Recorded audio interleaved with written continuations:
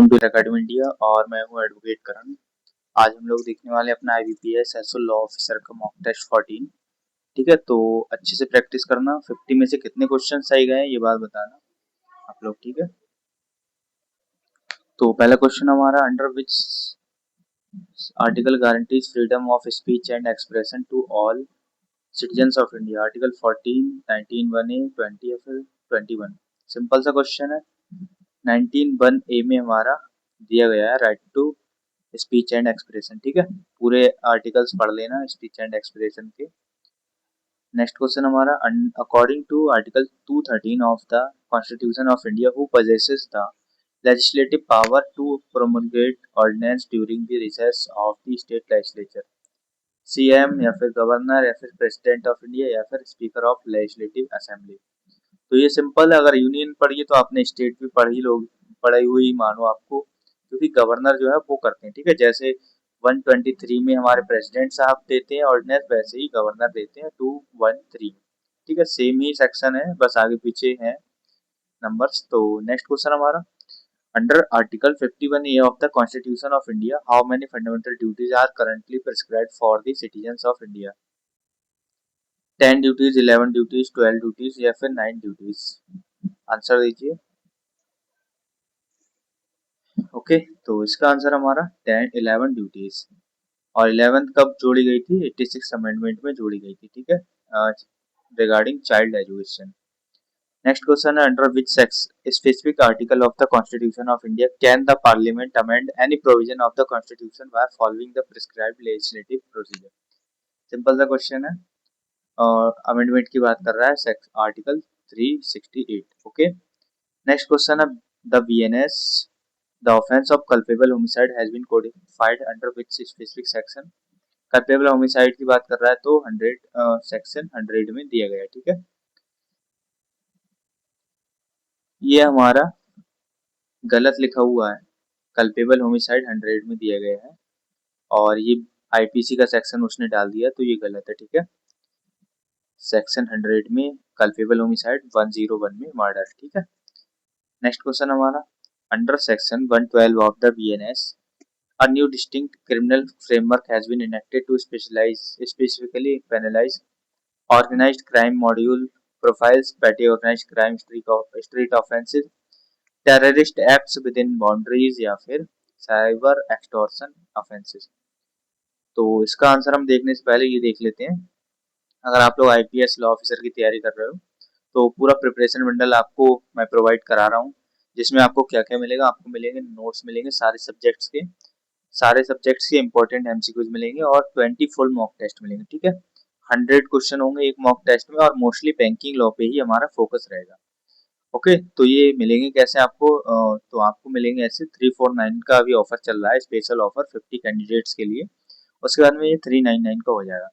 आपको just contact करना है इस नंबर पर व्हाट्सएप पर और आपको नोट्स यहाँ पर प्रोवाइड करा दी जाएंगे। ठीक है, तो क्वेश्चन का आंसर हम देखते हैं। ये है हमारा option B, petty organised crime street offences. Okay, next question हमारा, under section 316 of the BNS, the provisions defining the offenses of criminal breach of trust have replaced which classic section of IPC? Section 405, 406, 420 या फिर 409? Okay, तो इसका answer हमारा section 405। ठीक है, याद रखिएगा। नेक्स्ट क्वेश्चन है, under the BNS, the threshold age for complete absolute immunity from criminal liability due to infancy doli incapax is under 7 years, 10 years, 12 years या फिर 14 ईयर्स? तो ये इंपॉर्टेंट आप मार्क कर लीजिएगा। ठीक है, एग्जाम में डायरेक्टली डॉली इनकैपेक्स के नाम से भी आ सकता है ये क्वेश्चन, और इसका आंसर हमारा अंडर 7 ईयर्स ऑफ एज। इसका सेक्शन याद रखिएगा, इसका सेक्शन आप एक बार जरूर कमेंट बताइएगा, कमेंट में बताइएगा सेक्शन क्या है बीएनएस में डॉली इनकैपेक्स का। ठीक है, next question, under section 25 of the Indian contract act, an agreement made without consideration is void. However, which of the following represents a valid exception under this section?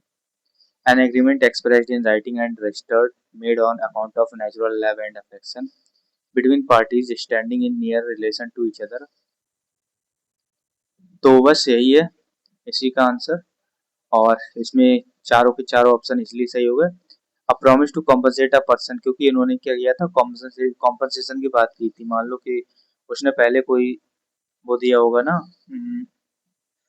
हाँ उसने पहले कोई फेवर किया होगा, उसका कॉम्पनसेशन, या फिर टाइम बार्ड डेट हो गया, या फिर पहले कोई डेट था उसके बारे में बात हो रही। ठीक है, तो सारे के सारे सही हो जाएंगे।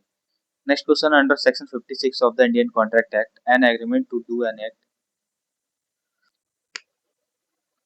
impossible in itself is void. This reflects which classical common law contract doctrine? Doctrine of fundamental breach, doctrine of frustration, anticipatory repudiation, या फिर privity of contract।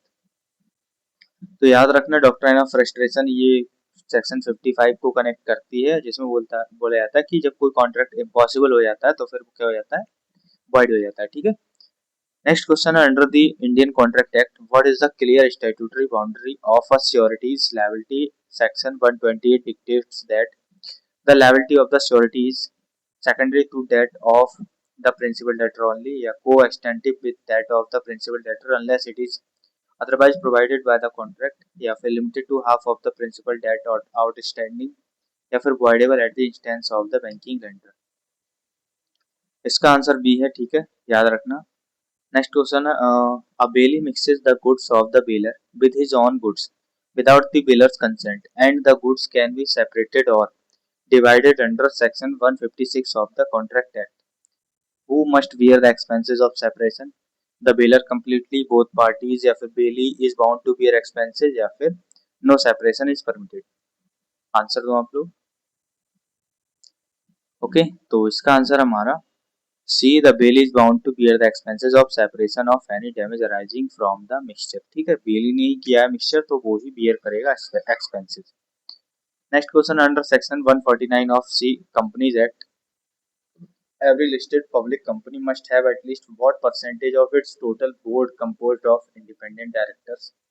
1/4, 1/3, 1/2, या फिर 2/3। तो याद रखना, 1/3 की बात करता है ये।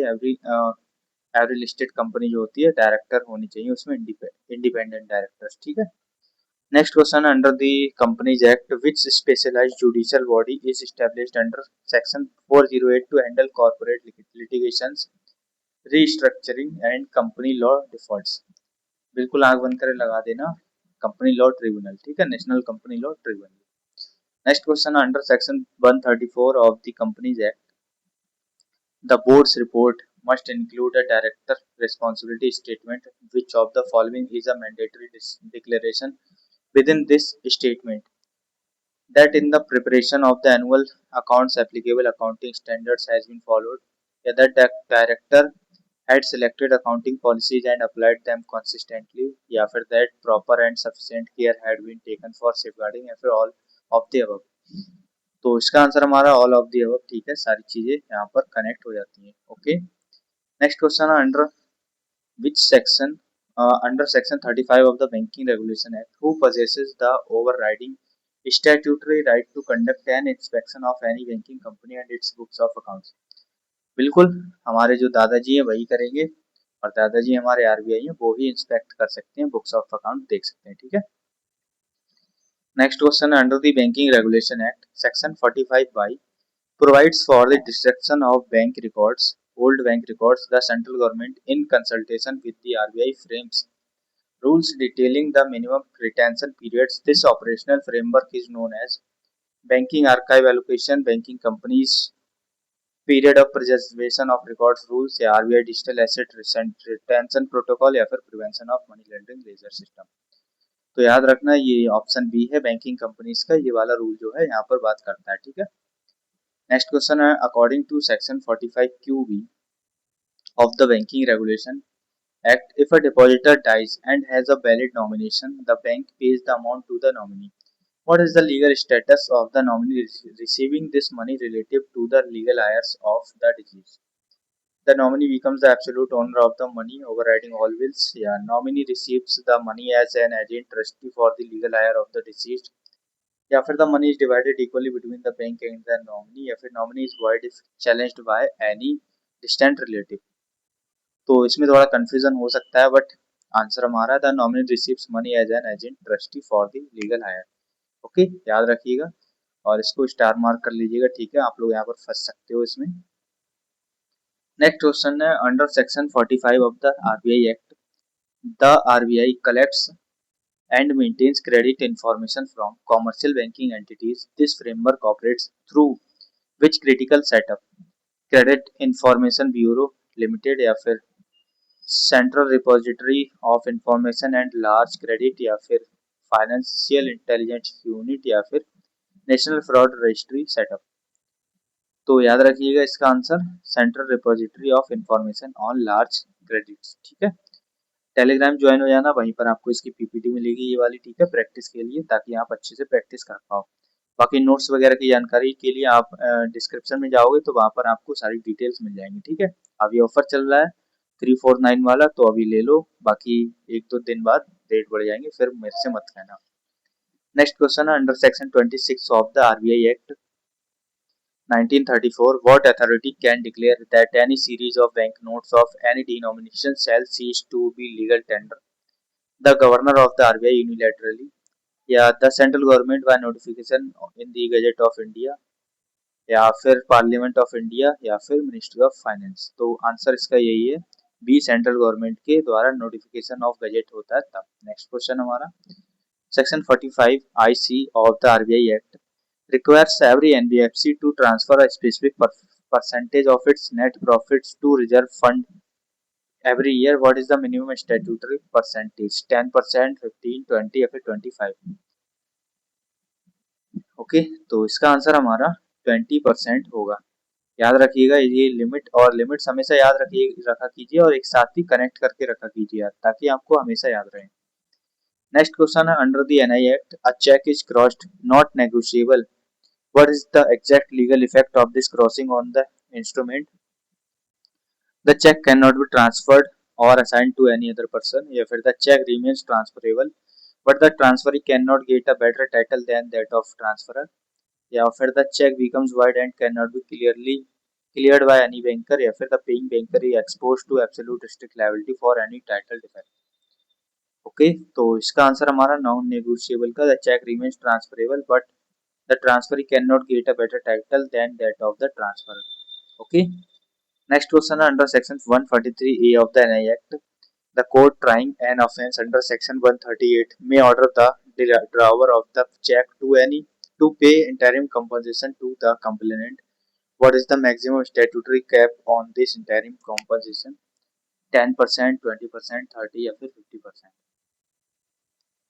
तो इसका आंसर हमारा 20%। और अभी रिसेंट का अगर कोई अमेंडमेंट आया तो एक बार जरूर देख लेना, ठीक है, हो सकता है कि इसमें अमेंडमेंट हुआ हो, वैसे तो 20% ही था।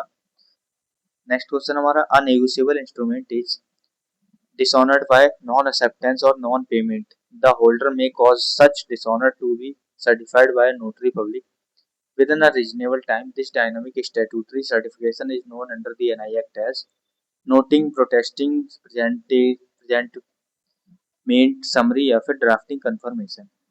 तो इसको क्या बोलेंगे? इसको बोलेंगे प्रोटेस्टिंग, ठीक है, याद रखिएगा।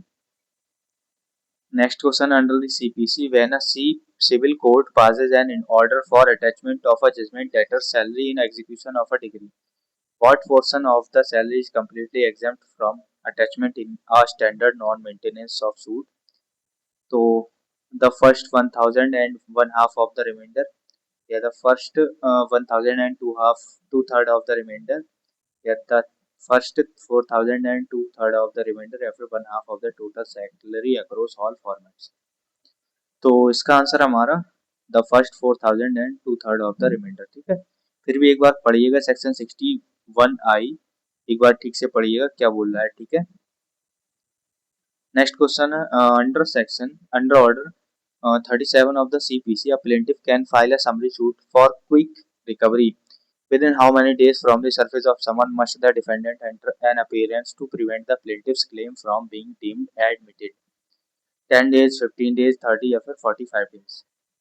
तो इसका आंसर हमारा 10 डेज, ठीक है, 10 डेज में उन्हें प्रेजेंट होना पड़ता है, ठीक है। नेक्स्ट क्वेश्चन है, under section 115 of the CPC the high court में call for the record of any case which has been decided by any court subordinate to it and in which no appeal lies.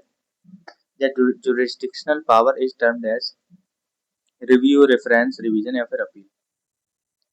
तो इसको क्या बोलेंगे, इसको बोलेंगे हम revision, ठीक है। नेक्स्ट क्वेश्चन हमारा, under the VSA the provisions details when facts not otherwise relevant become relevant if they are inconsistent with any fact in issue or make its existence highly probable or improbable. This corresponds to the common law rule of res geste, plea of alibi, estoppel tracker या फिर hearsay admission। Okay, तो इसका answer हमारा plea of alibi. Plea of alibi का मतलब है कि जहां पर इंसिडेंट हुआ था आप वहां से इतनी दूर थे कि आप वहां पर आ भी नहीं सकते थे, ठीक है। मान लो कि इंसिडेंट हुआ गुजरात में और आप थे उस टाइम पर केरला, तो आप कैसे आ सकते हो, एक रात में तो आ भी नहीं सकते, तो प्ली ऑफ एलिबाई माना जाता है, ठीक है। नेक्स्ट क्वेश्चन हमारा, under the BSA what is the maximum number of years prescribed for a legal presumption regarding the regular dynamic execution of an electronic record to be presumed genuine without expert data certificates। Electronic record की बात कर रहा है, कितना होगा, तो माना जाएगा 5 इयर्स वाला, ठीक है। और अगर वैसे बात करें डॉक्यूमेंट की तो वो 30 इयर्स ओल्ड वाला प्रिजम्पशन चलता है, ठीक है। बट यूपी में अगर आप यूपी से हो तो 20 इयर्स का हो गया प्रिजम्पशन। याद रखिएगा ये अमेंडमेंट, अगर आप यूपी से हो तो दोनों याद रखना। नेक्स्ट क्वेश्चन है, under the BSA which section details the law regarding accomplice evidence confirming that an accomplice shall be a competent witness against an accused person। Section 114, 133, 138 या फिर 141।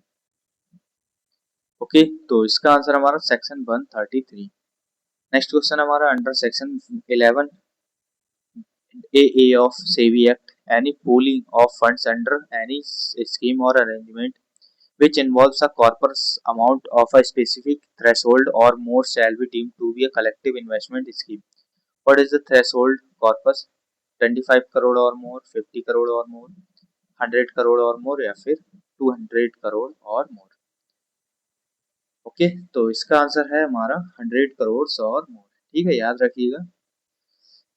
नेक्स्ट क्वेश्चन हमारा, under the SEBI act 1992 if any person is aggrieved by an order passed by the adjudicating officer of SEBI, within how many days can an appeal be filed before the SAT? 15 days, 30 days, 45 या फिर 60 days। तो इसका answer हमारा 45 days, ठीक है। Next question है, under the SEBI prohibition of fraudulent and unfair trade practices relating to securities market regulations 2003, which practices are strictly barred? Creating a false or misleading appearance of trading in securities market या फिर front running market orders based on insider institutional alignment information या फिर circular trading to manipulate asset prices artificially या फिर all of the above। तो सारी की सारी ही ये गलत है और ये इसी के अंदर आएंगे, ठीक है। Under the section 14 of SARFAESI act if a secured creditor encounters resistance when attempting to take possession of a secured asset, which authority must be approached to asset in taking physical possession? The jurisdictional civil judge junior division, senior division या फिर chief justice metropolitan magistrate या फिर DM या SP या फिर chairman of DRT। तो भाई इनका तो कोई काम है नहीं वैसे भी, तो हमारे DRT वाले ही आएंगे, ठीक है। बट आए नहीं क्योंकि, हाँ सॉरी, माफी चाहता हूँ, अंडरस्टैंडिंग में थोड़ी गलती हो गई। Authorize the bank to file an application before DM to take physical possession, ठीक है। DM साहब ही फिजिकल पोजेशन दिलाते हैं। CM जो चीफ मेट्रोपॉलिटन मजिस्ट्रेट है वो नहीं है, अब वो हटा दिए गए हैं, सारी जगह से DM साहब हो गए, ठीक है। DM या फिर SDM वो ही पोजेशन दिलाते हैं, ठीक है, फिजिकल पोजेशन। नेक्स्ट क्वेश्चन है, under the SARFAESI act the provisions do not apply to certain categories of properties which of the following is completely excluded from the scope of SARFAESI actions?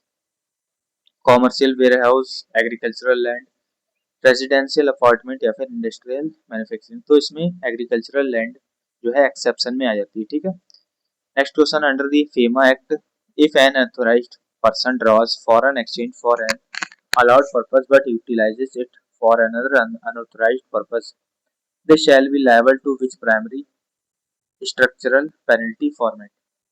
Mandatory criminal prosecution with 5 years imprisonment या फिर financial penalty under section 13 of the act, immediate dynamic cancellation of passport या फिर banishment from cross border commerce option.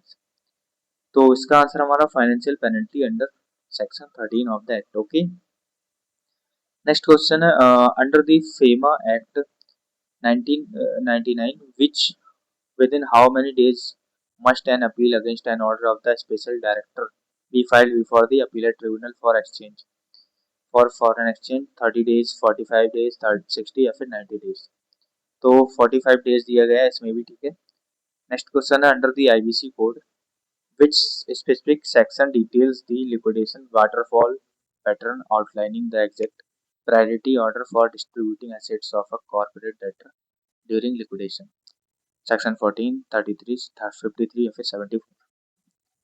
Okay, तो याद रखिएगा section 53। और liquidation waterfall कैसे चलता है वो देख लेना एक बार, जैसे कि वर्कमैन ड्यूज या फिर सिक्योर्ड क्रेडिटर्स को मिलता है, फिर प्लेसमेंट गवर्नमेंट ड्यूज, ऐसी चीजें चलती हैं। एक बार जरूर 53 पढ़ लेना, ठीक है। नेक्स्ट क्वेश्चन है under the IBC code who acts as the supreme statutory adjudicating authority for resolving bankruptcy and insolvency matters for individuals and partnership firms? NCLT, DRT, principal civil court और ऑफ जुरिडिक्शन या फिर high court. याद रखना DRT में ये case जाता है, ठीक है। नेक्स्ट क्वेश्चन है under the section 122 of the TP Act, a gift is defined if the donee dies before accepting the gift executed by the donor. What is the legal status? The gift remains valid and passes to the legal heir of donee, या फिर the gift is void, या फिर gift becomes voidable at the option of donor's house, donor's heirs, या फिर the court must appoint administrator। तो क्या होगा इसमें, इसमें होगा ये गिफ्ट void हो जाएगा, ठीक है। वापस जो प्रॉपर्टी वो वहीं आ जाएगी जिसके पास थी पहले से। नेक्स्ट क्वेश्चन है under the transfer of property act, a mortgage executed by depositing title deeds to immovable property to secure a loan is called an anomalous mortgage. Mortgage by deposit of title deeds, तो ज्यादा दिमाग लगाने की जरूरत नहीं है, deposit bye title deeds होती है। यहाँ पर टाइटल जो प्रॉपर्टी के कागज होते हैं वो दे दिए जाते हैं, ठीक है, as a mortgage. Next question under section 16 of the SRA, personal bars to relief are detailed with this. Specific performance of a contract cannot be enforced in favor of a person who has obtained substituted performance of contract under section 20 या फिर has become incapable of performing his part of the contract या fails to ever and prove that he has performed or has always been ready and willing to perform his part of contract या फिर all of the above। याद रखिएगा all of the above आपको बताना पड़ता है, आप रेडीनेस एंड विलिंगनेस को फॉलो करना पड़ता है, ठीक है। नेक्स्ट क्वेश्चन हमारा under section 41 of the SRA, an injunction can not be granted under multiple circumstances which of the following is an explicit bar to granting an injunction to restrain any person from prosecuting a judicial proceeding pending at the institution of the suit unless necessary to prevent a multiplicity of proceedings, या फिर to restrain any person from applying to any legislative body, या फिर when equally efficacious relief can certainly be obtained by any other usual mode proceeding. तो बिल्कुल all of the above हो जाएंगे इसमें, ठीक है, अच्छे से पढ़ लेना ये सेक्शन 41 आंसर इसका यही है। नेक्स्ट क्वेश्चन है what is the fundamental transactional meaning of legal maxim कैपिटेम्पिटर। सिंपल सी मैक्सिम है, let the buyer beware consumer act में डाली गई है, और इसका मतलब है कि आप कुछ भी खरीदते हो तो आपको ध्यान रखना चाहिए, आपको सारी चीजें जांच परख कर ही खरीदनी चाहिए। ओके, नेक्स्ट क्वेश्चन है in which landmark case supreme court of India uphold the constitutional validity of SARFAESI act balancing the summary enforcement rights of bank with the borrower's right to appeal before tribunals? Mardia chemical versus union of India, ICICI limited versus official liquidator, या फिर Standard Chartered bank DED, या फिर Satyawati Tandon versus CBI bank. Mardia chemicals versus union of India इसका case था, important है, याद रखिएगा, ठीक है। Next question under section 14 of the Limitation Act, if a plaintiff has been prosecuting with due diligence under another civil proceeding in a court which from defect to of jurisdiction is unable to entertain it. What is the legal impact on completing the limitation period? The suit is completely void forever, yet the time spent in such infructuous proceedings shall be completely excluded. या the plaintiff must pay heavy penalty या फिर limitation period is doubled. तो जो गलत जगह वो पहुंच गया था वो एक्सक्लूड हो जाएगा टाइम, ठीक है। नेक्स्ट क्वेश्चन है under the IT act which section details the parameter and grants legal recognition to digital and electronic signatures. Section 3, section 5, 10 या फिर 15। आंसर दो। ओके, तो इसका आंसर हमारा सेक्शन 3 में दिया गया। नेक्स्ट क्वेश्चन है under the consumer protection act if a product manufacturer or service provider spreads a false or misleading advertisement that is prejudicial to consumer interest, the Central Consumer Protection Authority can impose a financial penalty up to 2 lakh, 5 lakh, 10 lakh या फिर 25 lakhs। Okay, तो इसका answer हमारा 10 लाख, ठीक है। Next question है under section 23 of the registration act a document must be presented within 4 months from execution if a document is executed by several persons at different times can it be presented for registration repeatedly। तो इसका answer आप लोग दो। तो वही है, बहुत बार पढ़ भी चुके हो आप, फिर से पढ़ लो। 4 मंथ्स का टाइम दिया जाता है, ठीक है। नेक्स्ट क्वेश्चन हमारा लास्ट है ये under the section 5 of Indian easement act an easement is defined as continuous or discontinuous apparent or non-apparent an easement that requires the active act of a man to be enjoyed is called a continuous easement, discontinuous, apparent या फिर non apparent। Okay, तो इसका answer है discontinuous easement. अब बताना कि comment में बताना कि वीडियो कैसी लगी। दूसरी बात 50 में से कितने सही हुए ये बताना।